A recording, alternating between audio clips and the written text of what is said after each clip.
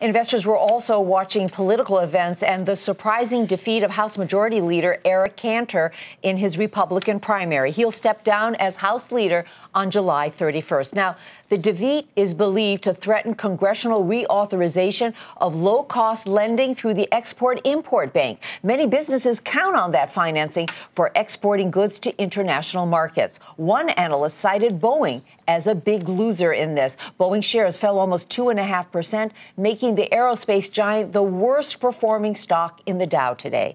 And there are other issues in the business community that they're now concerned about as well. John Harwood joins us now from Washington to tell us about all of that. Let's begin with just why does Cantor's loss matter so much to American businesses and Wall Street as well? Well, Susie, Eric Cantor was very conservative, or is a very conservative member of Congress, but he was also seen as one who balanced some of the zeal for conservative principles with a pro-business tilt. He liked Wall Street, and Wall Street liked him. Wall Street was one of his biggest sources of funds. And on crucial fights ranging from things like the Exim Bank, things like the reauthorization of the Commodities Future Trading Commission, things like government shutdown, he was seen in the end as somebody who was going to make sure that catastrophe didn't happen. That is still likely the case because John Boehner is somebody like that as well, but this may make a difference on the margins. What would this mean specifically for that Export-Import Bank reauthorization and others that you just mentioned here? And wouldn't the individual who is likely to succeed him, Mr. Bratt, go along with these things, or would he not?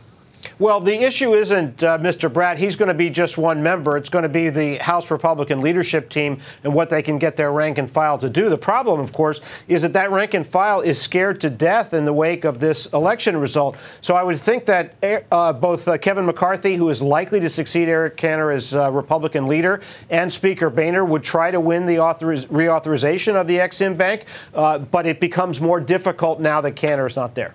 And, you know, John, when this news came out today, there were all sorts of things that appeared on the worry list. You mentioned one of them, government shutdown, debt ceiling debate. Even people were talking about what this means for the credit rating for U.S. debt. Should we really be worried about those things?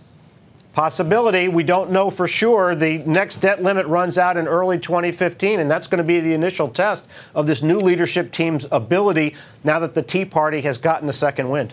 All right, John Harwood, thanks very much. Interesting story today in Washington and Virginia.